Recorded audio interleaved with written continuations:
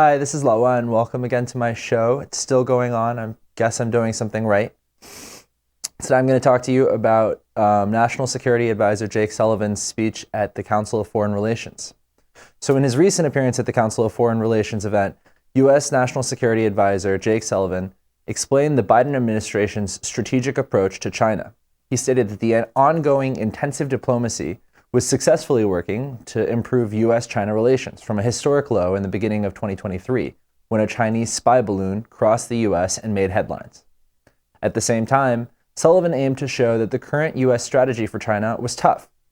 He referred to the ongoing efforts to strengthen America's partnership in the Indo-Pacific and emphasized the ongoing military and economic partnership of the trilateral relationship between the U.S., Korea, and Japan. So I'm going to give you some of the key points from Sullivan's speech at the CFR event.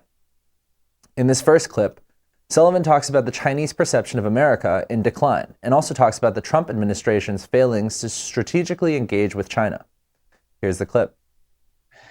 We also saw something that really stood out, which is that the PRC believed the United States was in terminal decline, that our industrial base had been hollowed out, that our commitment to our allies and partners had been undercut, that the United States was struggling to manage a once-in-a-century pandemic, and that many in Beijing were openly proclaiming that, quote, the East was rising and the West was falling.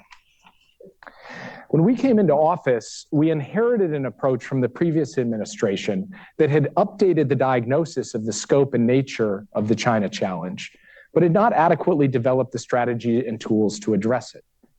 That approach was at times more confrontational than competitive, and too often undervalued the allies and partners critical to sustaining an effective China strategy.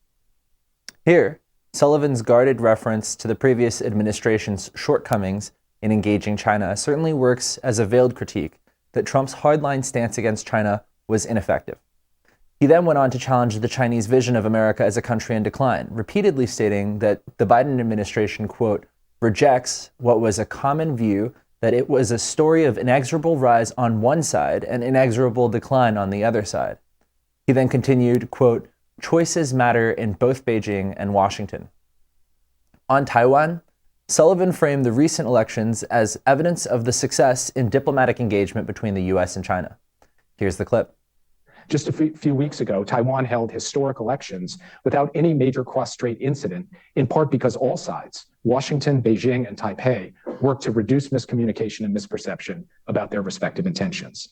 That is an outcome that few may have foreseen in August of 2022, when most expected the cross-strait situation to grow more tense, not less. Well, we were explicit and direct publicly and privately with all stakeholders that we were not taking a position in those elections. We remained studiously neutral throughout. And otherwise, from the United States' perspective, Taiwan exhibiting this vibrant democratic character is a positive thing.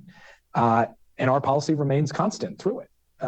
As it was before, it will be going forward. The One China policy, the Taiwan Relations Act, the Six Assurances, and all of the issues that people in this room know so well. It was also clear that we continue to have concerns about elevated levels of aggressive military activity around the Strait. We don't regard that as conducive to peace and stability.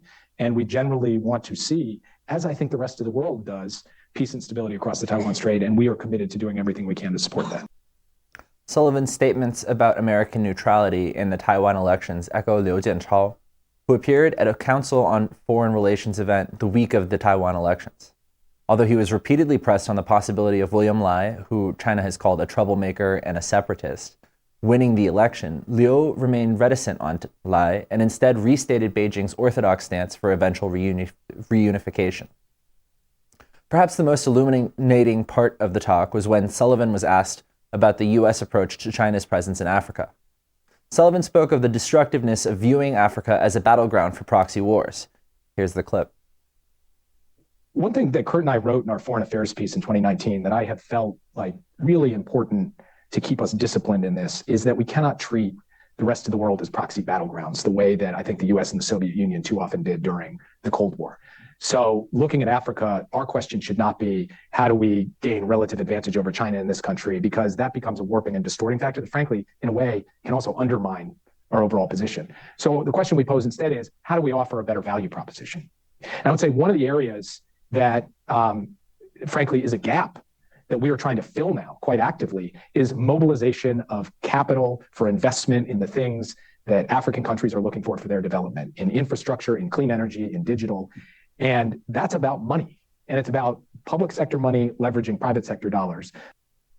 Although Sullivan stresses that the current U.S. strategy is not to, quote, gain relative advantage over China, and rather to, quote, offer a better value proposition, it sounds like the current administration's approach is not to force African countries to, quote, pick a side, but rather to try to compete against China economically.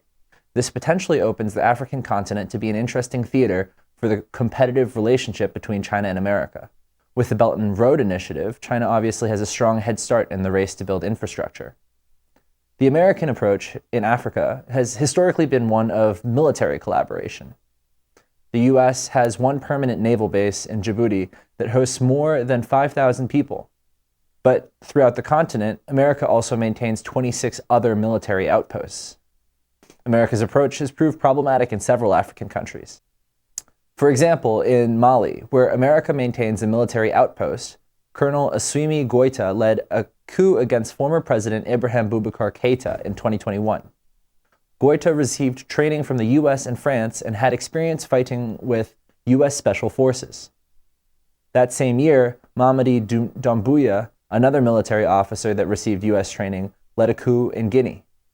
In Niger, Brigadier General Moussa Barmou, who had received US training, helped lead a coup in 2023. The coup in Niger was just one of what became termed a wave of coups in Central and West Africa, including in Burkina Faso, Gabon, Chad, and Sudan.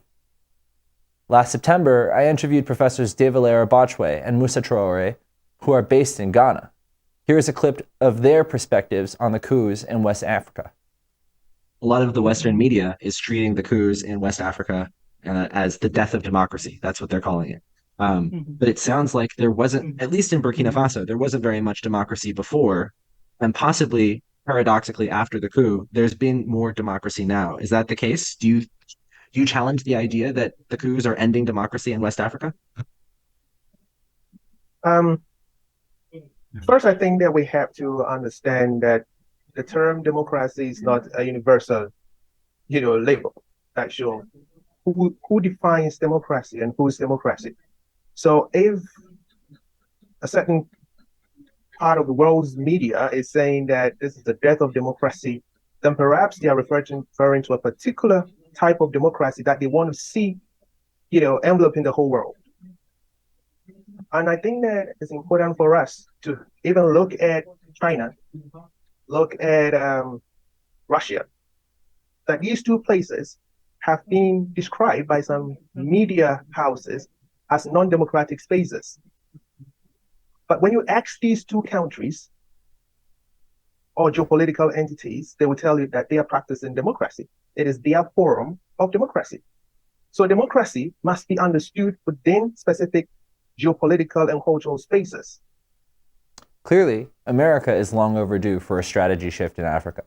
Perhaps economic competition with China to develop infrastructure projects may prove more fruitful to America and to African countries. Time will tell. In its ongoing efforts for high-level diplomacy with Beijing, the Biden administration faces sort of an impossible task. Its realist approach that aims to maintain a stable but competitive relationship with China has been criticized by conservatives as, quote, one-sided or weak.